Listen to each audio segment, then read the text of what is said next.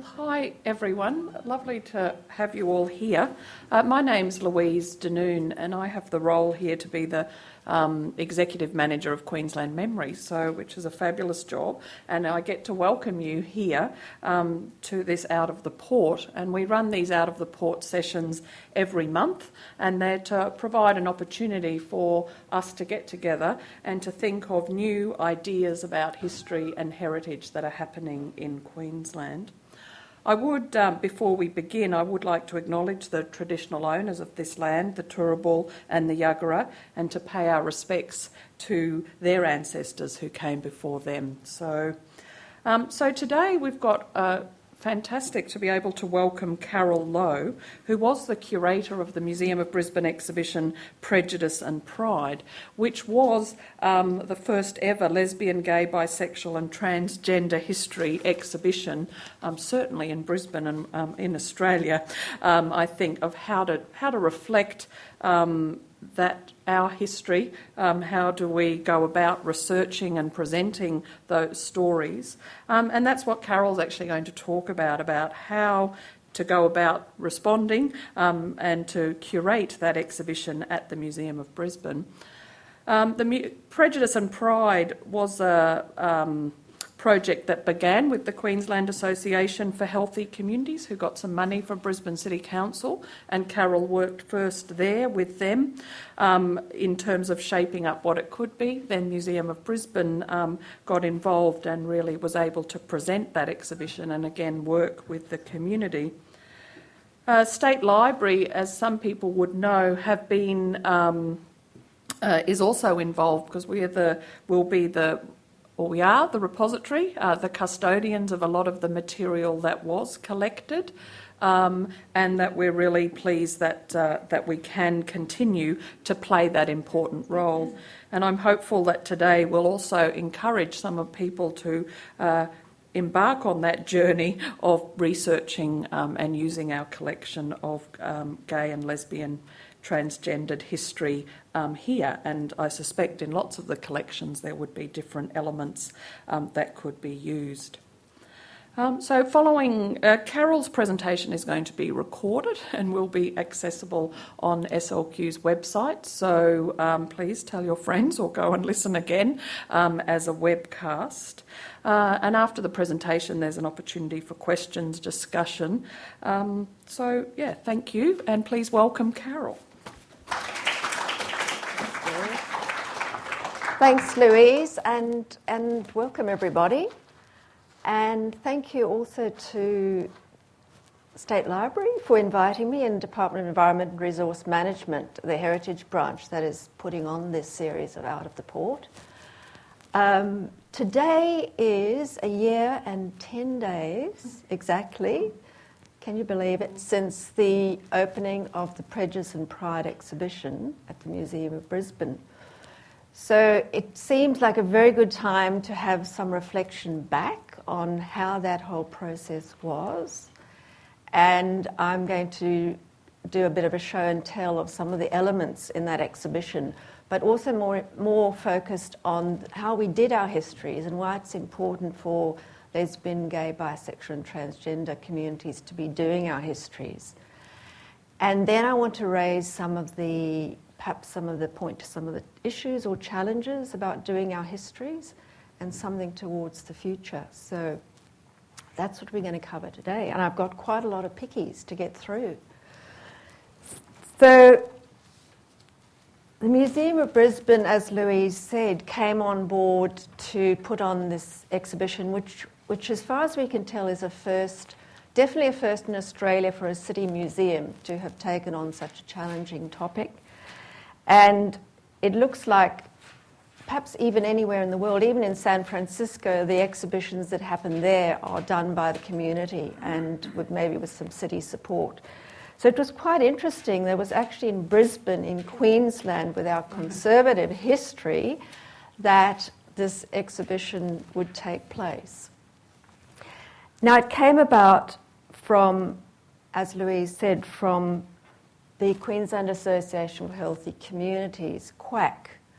For those of you who don't know it, QAC is virtually the state body in terms of lesbian, gay, bisexual and transgender health and well-being. And their ageing action group members were saying, we need to record some of these stories, you know. Our people are getting older, our people are dying, we need to make sure they're not lost. And out of that came a Brisbane City Council grant, which included in it an exhibition. And very wisely, the people at QUAC approached the Museum of Brisbane, and the Museum of Brisbane took it on to do this exhibition. Now, apart from the organisations involved, I need to acknowledge the people who were involved in that, because without key people in institutions, these kind of things, these kind of changes are not going to happen. And at QUAC, I'd like to pay tribute to Paul Martin, who's the general manager of QUAC, and who steered the whole LGBT history project all the way through. State Library, of course, Louise Denoon, who happened to be at the Museum of Brisbane when the original idea was floated, and moving across to the State Library has brought the State Library's support to the whole endeavour. And at the Museum of Brisbane, Joe Besley, who was senior curator there at the time, and my colleague and mentor and friend, and Joe and all the team there were just phenomenal. So it's the institutional support, but it's having people who have a sense of vision and a sense of daring in those organisations that will take us further. So the exhibition ran it was nearly 5 months, and during that time, and in fact leading up to that time, there was a lot of activity around our communities and in what ways we're going to tell these stories, which stories are going to be told. There's very little, in fact, documented history. So we looked at the need to actually start recording our own histories. In Queensland, we've got that key book by Clive Moore, Sunshine and Rainbows, which documents our history. But he himself says it's very lacking in terms of lesbian history, and it's largely based on the criminal record. So therefore, in terms of offences that were recorded, and that was gay male offences recorded. So while we do also now have younger historians like Yorick Smile and Shirlene Robinson, who have done fantastic work, we also need to continue to look at ways of documenting our history and recording our history. Largely because our stories have been suppressed. And this is a photograph that was in the exhibition. It's by a photographer artist called Peter Finoglio, and he did some work for Queensland Positive People, which is the organisation that works with people HIV positive. So the photographs are all actually individual ones of people who are HIV positive. And that was put together as a montage. But I thought it's a very, when I saw that photograph the first time and when I walked into Queensland Positive People, I was so struck by it. And it had a broader symbolism for me too, of the ways in which our stories have been hidden and hidden for far too long. And there's a lot of reasons for that. There's a lot of fear around telling our stories and a lot of active suppression of our stories. So during this period of leading up to the exhibition, we found out ways of drawing out our stories, which were ways of honouring people's lives that had been hidden, and ways that we could learn from our histories. And I think there was very clearly always an agenda of making things better, a kind of advocacy way of doing our histories. And deeper to understand, to be able to recognise and to stand in other people's shoes. And I think the exhibition had that tone, hopefully, and that theme of recognition in all its senses. So in terms of human rights, but also that ability to be standing in other people's shoes and to understand and also the recognition of seeing your own lives reflected in a world where often your worlds, or our worlds as gay and lesbian people and transgender people are not reflected. So this fabulous photo was taken on the opening night of the exhibition. And it's in the exhibition, for those of you who didn't go, it was many layered, and it had a lot of different ways in which people could engage with it. One area was a kind of sealed off area at the back, which was where we showed, I think it was about 8 short films that we'd had particularly commissioned on individual people's lives. And so this is opening night, and many of those women in that viewing are for the first time having a viewing of their story being reflected back to them. And the delight is just very evident. So recognising our stories by reflecting, but also as a way of paying tribute. It's been one of the things that I discovered so clearly in the research that I did and the work that I did with community members was the importance of paying tribute, and paying tribute particularly to people who had gone the extra mile in serving our communities. And nowhere more evident than in the Queen's Birthday Balls Awards, which have just celebrated 50 years. Last Saturday, wasn't it? Sunday. Now, the Queen's Birthday Balls have been running for 50 years, which makes them the longest continuously running gay event in the world. And this has happened here in little old Brisbane town. And I'll talk a bit more about it. But part of the event has always been giving awards, which are like golden Oscars, and largely they were given to people who have served our communities very well. So paying tribute was another aspect of our approach to our work, and the whole sense of valuing our stories. And what I saw over the 11 months that I worked at Quack initially, and then the 8 months at Museum of Brisbane, was how people in our communities started to kind of get it. Yeah, this object, this light fitting from the beat at the Figgy Beat, this dress, this piece of paper, this beautiful little card, this is of value. And this is what started to happen more and more until I think it was 6 months into preparation for the exhibition, and the Museum of Brisbane staff were going, no more staff. So the trust was growing, and the sense of, yes, our stories are important and we need to value them, and we're offering them to the community, to the city of Brisbane. And again, that's where the public institutions comes in.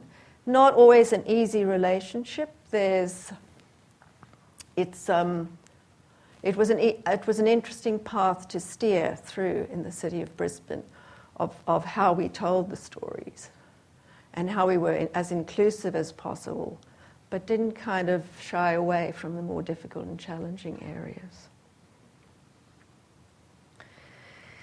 So here we go.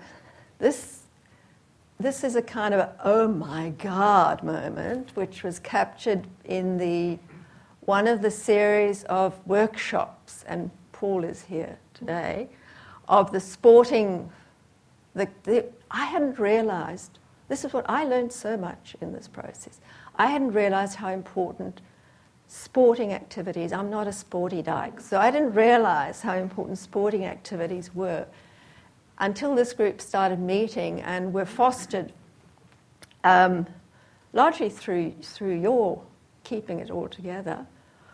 And by the end, this is people sharing some of the archival material and going, oh yeah, that happened then.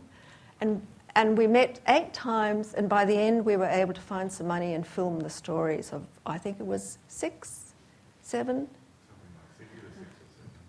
And the significance of the gay games that were held in Brisbane, but also the international games in building identity and building community came through very strongly. So these sort of community events were what were going on in that initial 11-month, 12-month period leading up to the real working on the exhibition in the museum. So I called it community history mapping. So we would be identifying what are the significant events, the dates, the places, what are the stories that must be told, what are the challenging stories, and how do we deal with those. So a whole array of consultation processes and people engaging. There were a hell of a lot of laughs, and when we had the focus groups, the Museum of Brisbane, the City Hall corridors were ringing with laughter, but also tears, you know. I mean, it's sad stuff. It's kind of, someone made a comment to me that the exhibition had a wistful quality, and I kind of thought about that, and I thought, yes, it's true. You know, working with our memories is poignant stuff, and it's not all gung-ho stories, it's not all stories of terrible tragedy, but there is a poignancy in looking back and remembering. Okay. The other people will recognise the fellow on that side.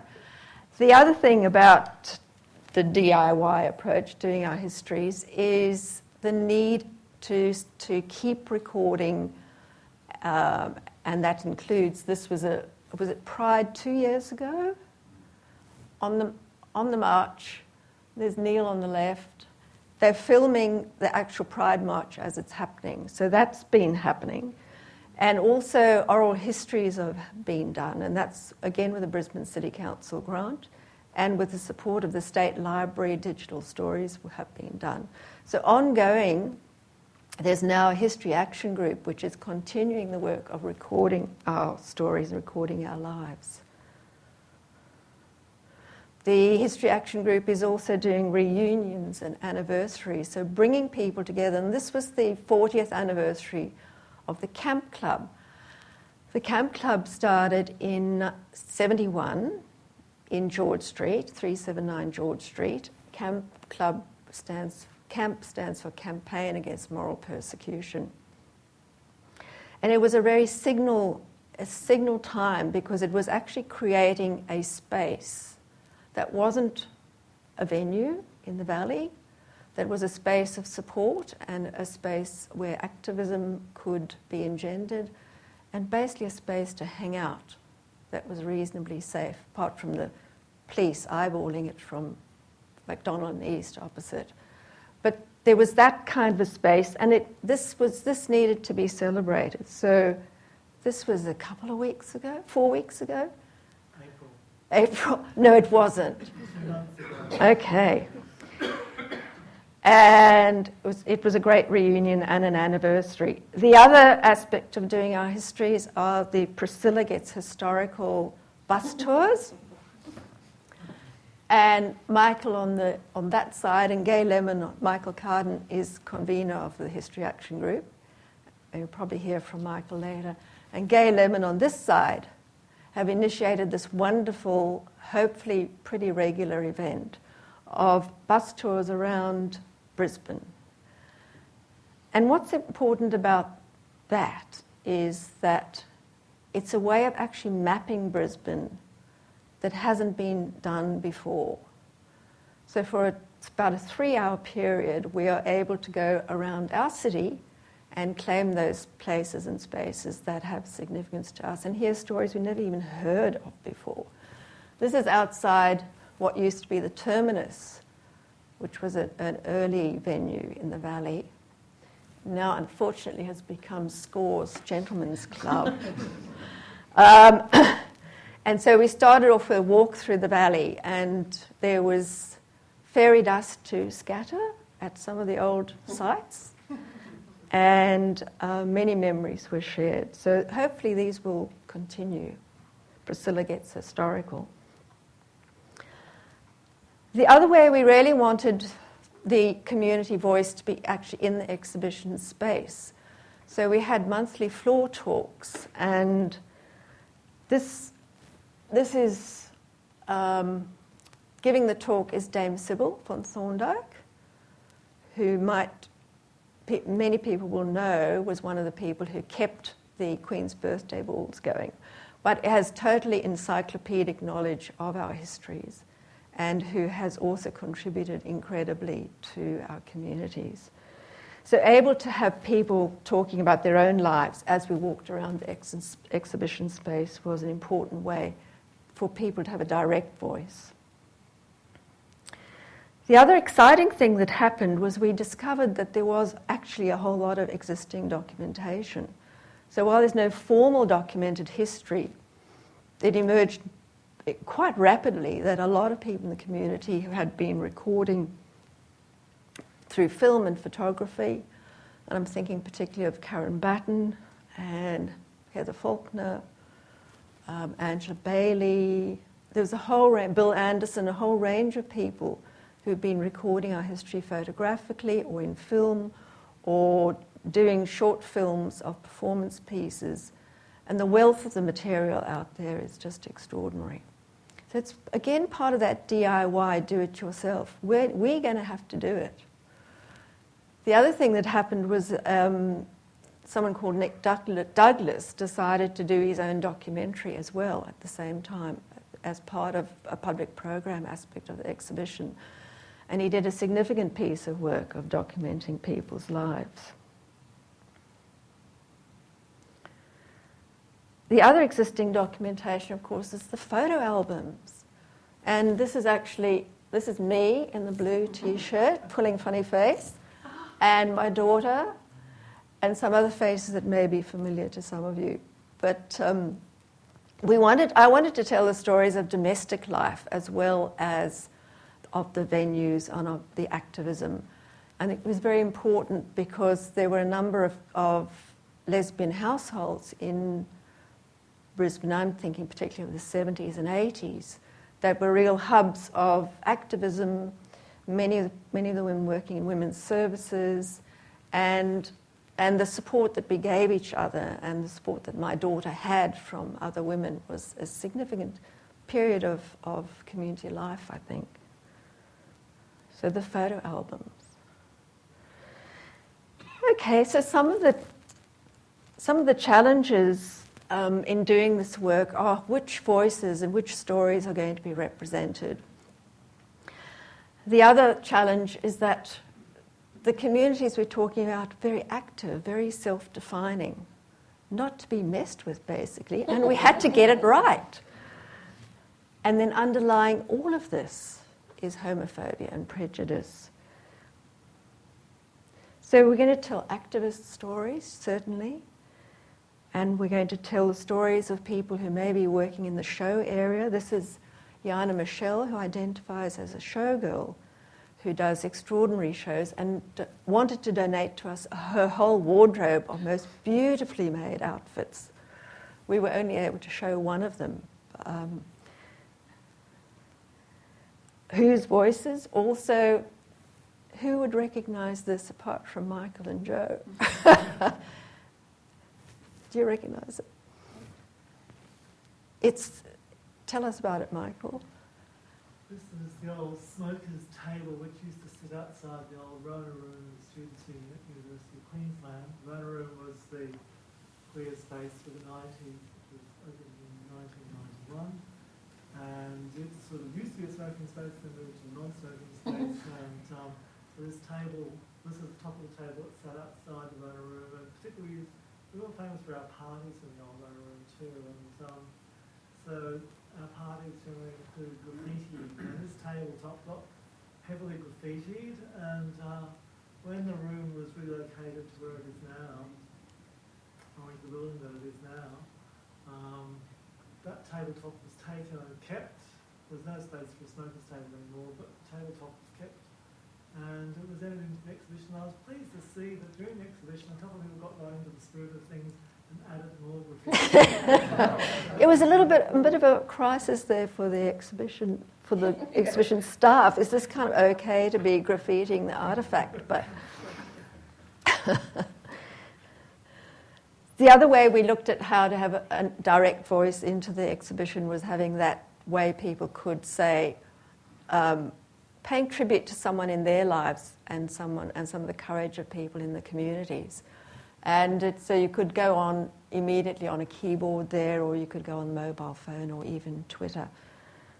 And that was done with QUT Creative Industries. We had a lot of different groups and different organisations taking part in a public program which happened outside of the exhibition space. And Brisbane City Council Libraries was one of those where, again, because of some well-placed people, things started to happen, and we were hoping to have things around a number of libraries, but in the end that wasn't possible. But so that it wasn't going to only be happening in that city space, but in a number of venues that are accessible to people. So as I said, one of the challenges is what we're talking about is very active self-defining communities, and this is the wonderful then retiring CEO of Brisbane City Council, Jude Munro, at opening night of the exhibition, which was an extraordinary party in King George Square of 400 people. It was the party you had to be getting an invitation to. And Jude, in her, I think it was her retiring week, took the opportunity as the person opening the exhibition to show photographs, the evidence, the documentation, the archives of herself as an activist lesbian in the 70s in I think it was Melbourne Town Hall. And I think the crowd kind of went, "Whoa." That's another picture of the opening night. As I said, the party you had to get to. There were also a number of other people involved in the community who were keen that the exhibition was portrayed in particular ways and particular stories were told. And another way we worked with how do we tell these stories without having a kind of, I suppose, someone said an ethnographic sense. We're not kind of looking up here down at the community and community life and cultural life. But we engaged a number of gay and lesbian, queer-identified, transgender artists, photographers to do the work. So the voices the layers of voices were there in that sense as well. And this was a book that was put together on codes. So how do you deal with the thing about stereotyping, the butch dyke, the mannish woman, and the feminine man, and all of those kind of stereotypes. So we decided to be playful with it, and the artist who put this book together, what's her name? Sue Loveday. Made a really, it was just a wonderful thing. And of course, Sensible Shoes, we know what they're referring to. So underlying all of this work that was done is the whole issue of homophobia. Now, briefly, I won't take very much longer, but this was one of my favourite items in the exhibition. It's a condom bending machine. Now, I got very excited when I was told there was one at the Queensland Museum, and it's the very one that was ripped off the wall by the police, the state police, or under the orders of the then Premier Joe Beilke-Peterson, as a way of cutting across any kind of sensible public health approach to dealing with HIV/AIDS. And it was interesting when I rang the Queensland Museum, they said, there's a little uncertainty about the provenance of this item, because what had happened was it was ripped off the wall and was shoved in the back of the police van at the University of Queensland. And some students, when the police apparently weren't looking, opened the back doors of the van and liberated the condom vending machine, which has ended up in the Queensland Museum. So there's a funny part of the story, but the under part of the story is that it was part of Joe's whole homophobic kind of campaign during that era. So now I'm winding up. This photo is another one of my faves. This was taken at the opening night again, and I'm pretty sure that's Ange Bailey's little beret down there. But it's history is now being recorded again. So our recording of the history is being recorded yet again and again and again and again. And she's actually taking a photograph of quite an interesting event where an item around safe-sex campaign was actually banned. So Angie's taking a photo of it of an event to commemorate that, to send that on to friends. So I just want to change gear a bit now, and just this is the last slide, and then we're going to open it up to some discussion. But some of the things I think in looking at the future of us, our communities doing our histories, are we need to think about how we're going to go beyond memory work. Because in a sense what we've been doing in this last 2 to 3 year period has been memory work. It's very important and it needs to continue. But I think we also need to look at ways of deepening the analysis of some of the events and the experiences that people have had, and looking at perhaps some areas that are contestable and different versions of events that need to be challenged and not to kind of solidify. And the final thing that I think is really important, and Louise has already talked about that, is the need to grow our archive here with the State Library.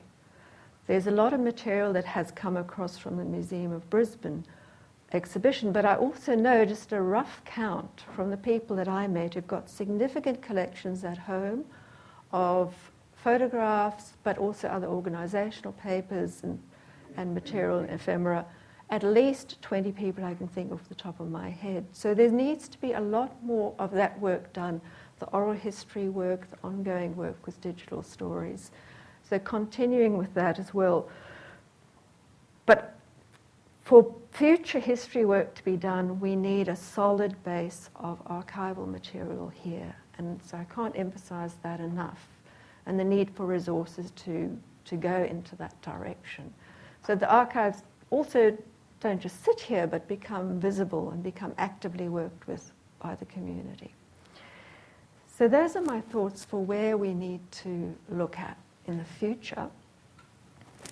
And Louise, what I thought we could do now is open it to perhaps some of the people initially who've been involved over this last 2 to 3 year period. What are the sorts of things that have mattered to you, that you felt really important in being part of doing our histories? And also, what do you think are some of the issues and difficulties?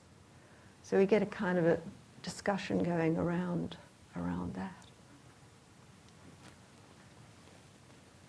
Well, while people are perhaps thinking... There's one at the back at the moment. Sorry, there's going to be a mic, so if people want to put your hand up and wait for the mic, then we'll hear you after.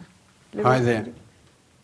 In an attempt to hijack where you're going to go from here, I want to point out that I am personally 3 different challenges for your presentation.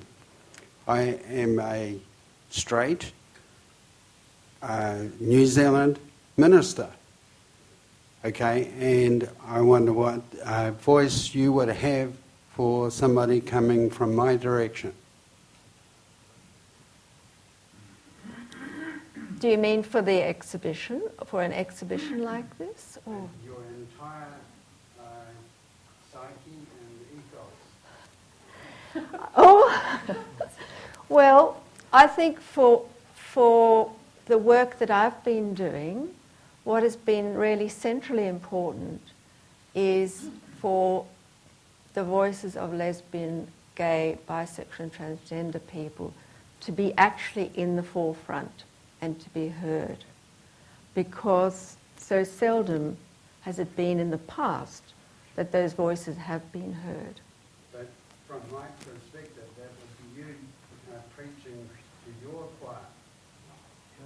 Yes, indeed, it is. Yeah, I completely agree. Thank you. It is. I think one of the things that I'm interviewing an activist called Greg Weir at the moment, and he has been giving a lot of information about how important the support of the progressive side of the Christian church was in working behind the scenes to influence the growth of acceptance and legal change and so on, back in the 90s. So I think that we're certainly acknowledging the role of progressive Christians in helping our cause, and there's certainly a recording of some of the negative effects of the church, more conservative church, on the lives of gay and lesbian people. So it's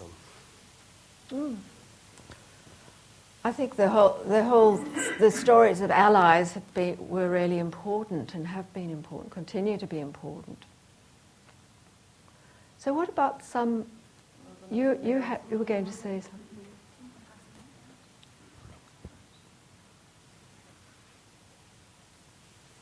I was wondering how successful the exhibition was in attracting members of the non-gay community to see it, and whether you had any useful information about what their reactions were and what role the museum might have played in establishing better understanding and acceptance of the people involved. Yeah.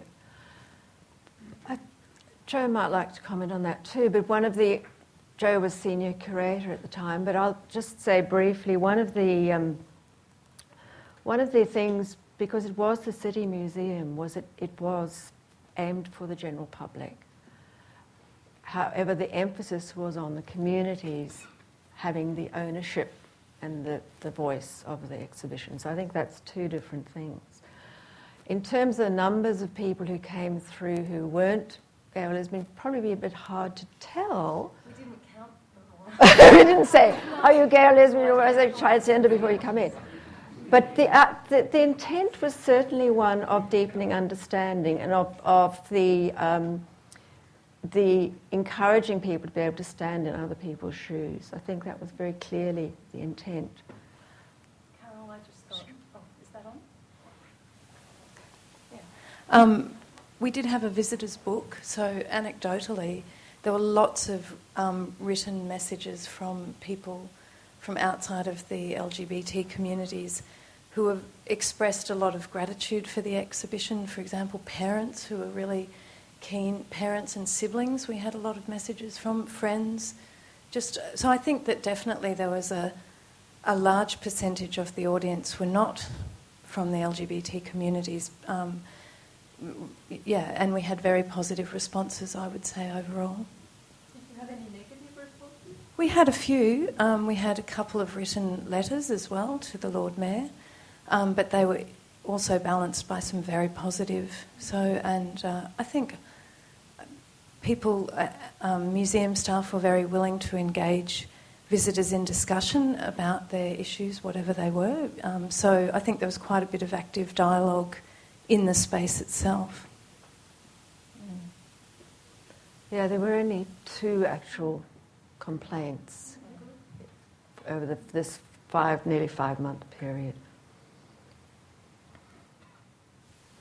No one was forced to come.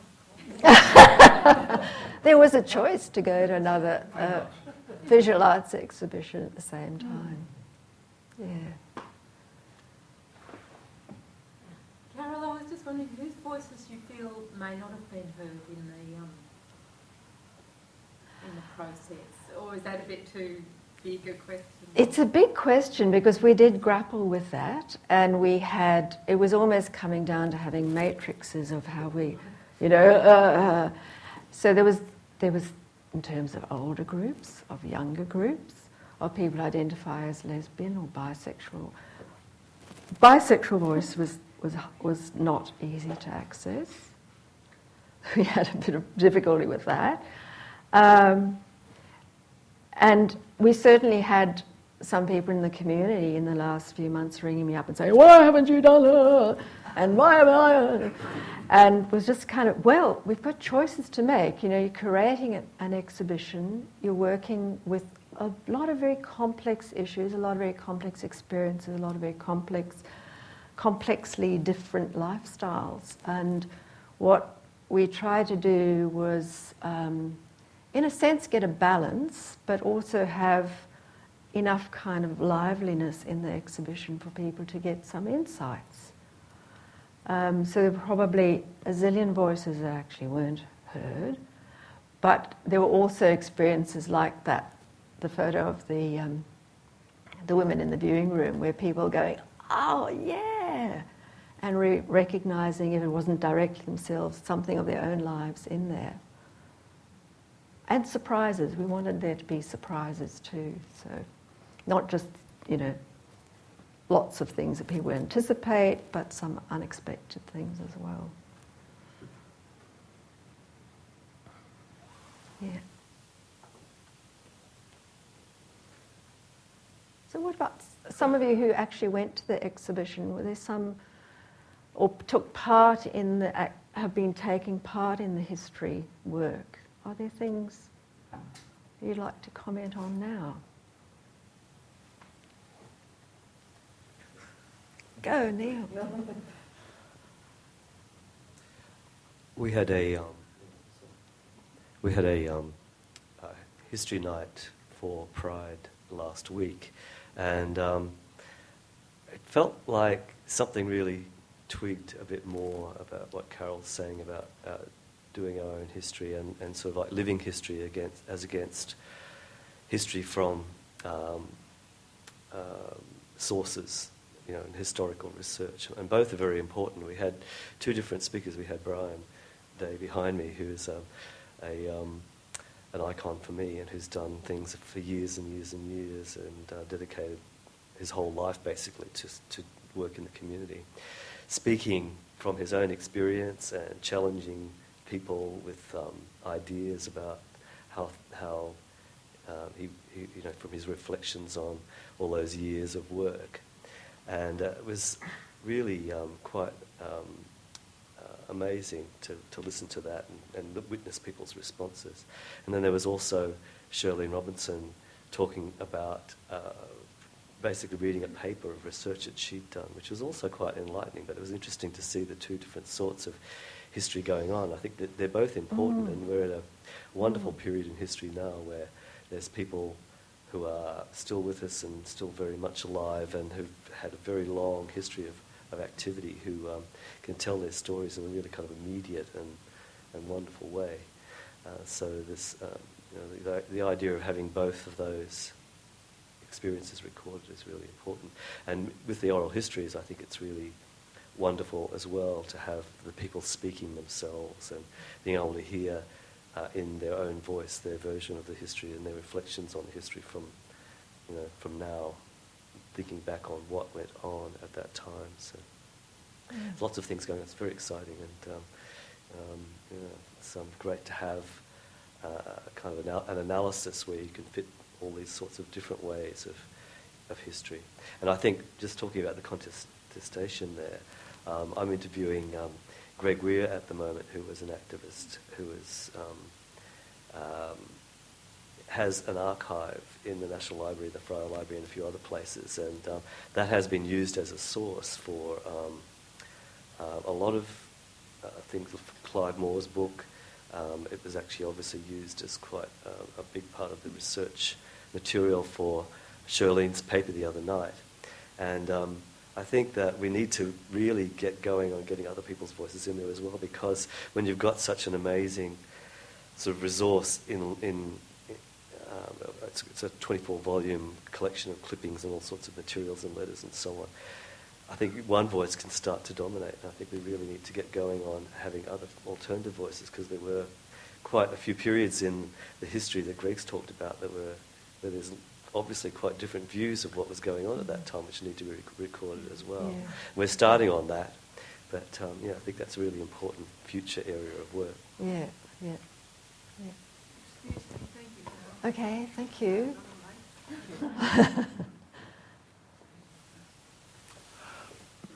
Yes, this is on. Good. I just want to come in, following on from what Neil was saying.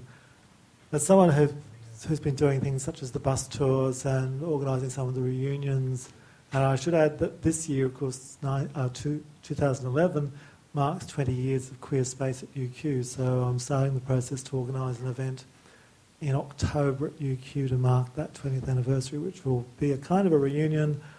We're not certain about the form that it's going to take it. We've just set a date and a probable time, but that's about it. But the important thing for me is actually getting the history and the stories passed on to the newer, younger generations of LGBT folk. And I guess that's one of the crucial things about our histories is that unlike just about any other community, subculture, etc., in our society or in other societies, we don't have that kind of biological continuity from one generation to the next that other communities do. And so it's even more crucial for us to make sure that our histories are passed on. Now, they were sort of passed on in kind of informal ways, or in informal ways, I meant to say, in informal ways through friendship networks in earlier times. I mean, I was told stories by friends of mine who are much older that I got to know when I was young coming out.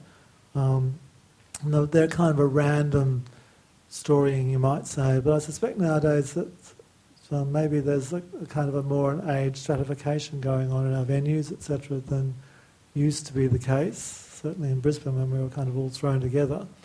And so with that kind of stratification comes loss of collective memory as well, which also plays a part in how communities respond to political situations as well, and other sorts of social questions, social issues as well, without that sort of background. So I guess it's important that we kind of continue and build on, and things like the History Night the other night, the tours, the reunions and the events help build a space, public space, where these stories get to be told and retold. And the internet is the other one. I'm thinking that what people might not know is that a number of panels from the exhibition last year were passed on to Quack. Quack has started showing them. We put them up. We were able to put most of them on Saturday at Pride. But I'd like to see that maybe a collation. A lot of people, including myself, took photos of the exhibition and of the opening night, etc., as well, and maybe an online exhibition, a virtual exhibition with photos of all the material from it, photos of some of the events around it, maybe with some of the digital stories, the material that Quack has on its YouTube channel all linked in to make a great big site. So it's a virtual museum. I'd love to actually have an actual real museum one day too. But, everyone I know who went to the exhibition last year, particularly the younger folk who went along, were sort of kind of really blown away by it all. And the ones from UQ were thrilled to see the table there and actually get some idea of what was. I think that came through really strongly in some of the motivation for people to wanting to get involved, is that the younger generation get it what it was like living in the 60s, in the 70s, and hear the stories and honour the stories. There was a little bit of an edge of, they don't know what it was like for us, when we lived out of a cardboard box, and bit of that.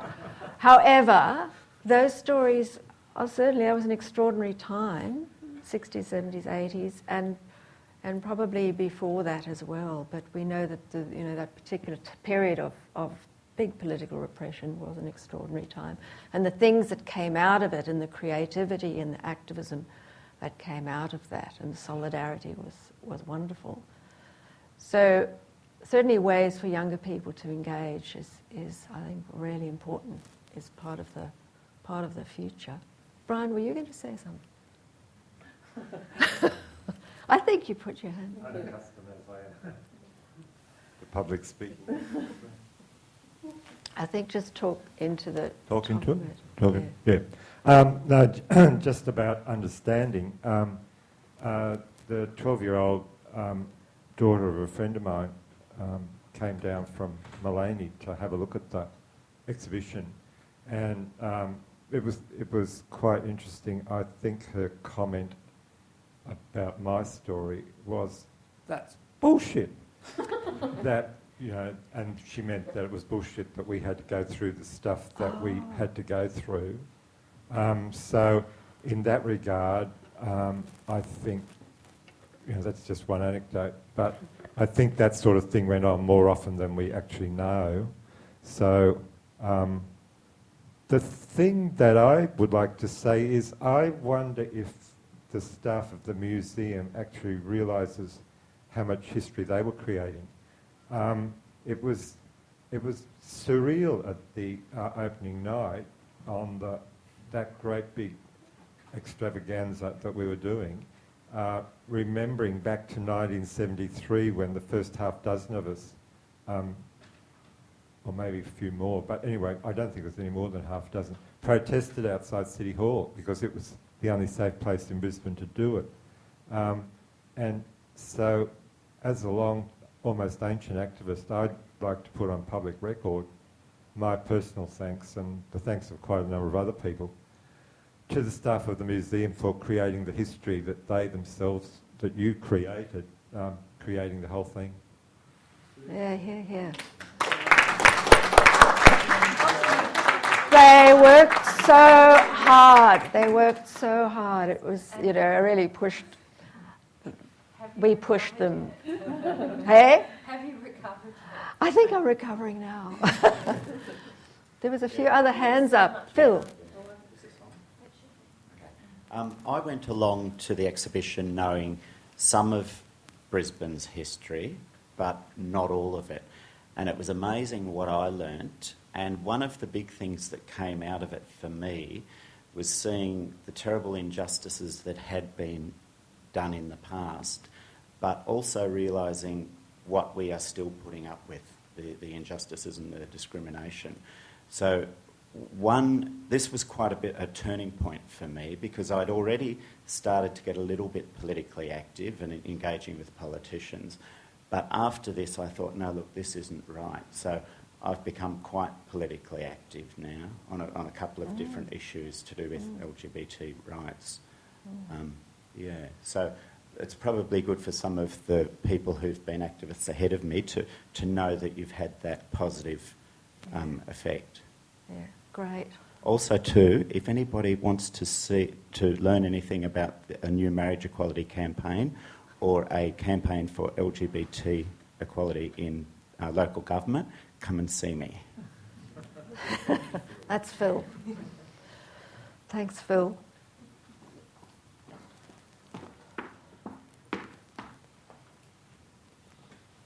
Thank you. I went many times. I don't think I'm on, am I? Yes, you're fine. I went many times. I experienced reading and talking a lot of pain and persecution. That was may not have been the objective of the display, but that's what I carried away. I really want to draw the full circle, though, back to what is happening in Brisbane at the moment, or was a week or so ago, was the wanting people objecting to the ads in the ad shell bus things with the two men and the ad for condoms and safe sex. And when I saw the bit about the condom machine being ripped off the wall, I thought that is full circle.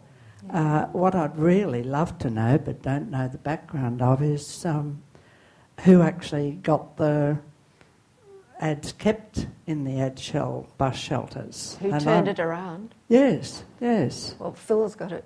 There's facts and figures on that too. I've got 3 on my bus route. I thought I feel very lucky. There was a very active campaign, largely through Facebook, and there was a site set up. Can everyone hear me? Oh, sure. Yeah.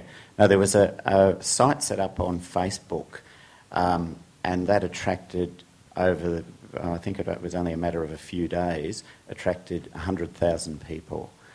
And they were saying, no, this is wrong, they need to go back. So AdShell responded to that. What is of interest is they have not yet issued a public apology. And another company in opposition to them, Goa Billboards, in association with another couple of companies, I can't recall their names, decided that they weren't going to put up with that. So what they actually did is they were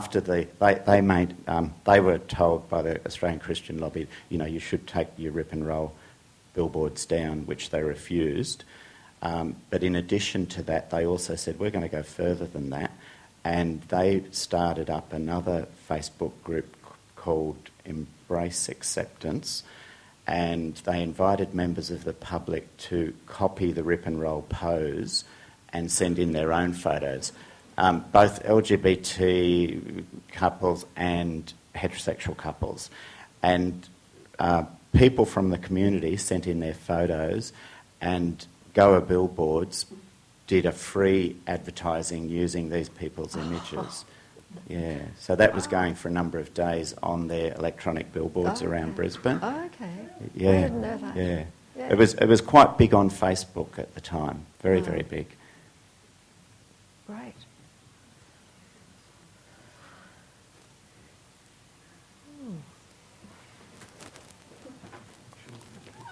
I think that's a good point. Questions. Can we all please thank Carol for a fantastic presentation?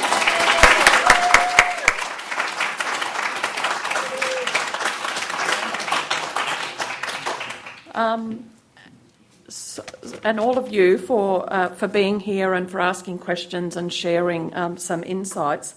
It certainly was a very incredible time. It was a great opening and fantastic to see so many people engaged in that history-making process. There's nothing more powerful than actually in going on your own research journey to pull things together. So fantastic. And DIY history-making, I've been sitting there tweeting, so that was one of the tweets that I did about DIY history-making and how we all, I think lots of different people can embrace that concept.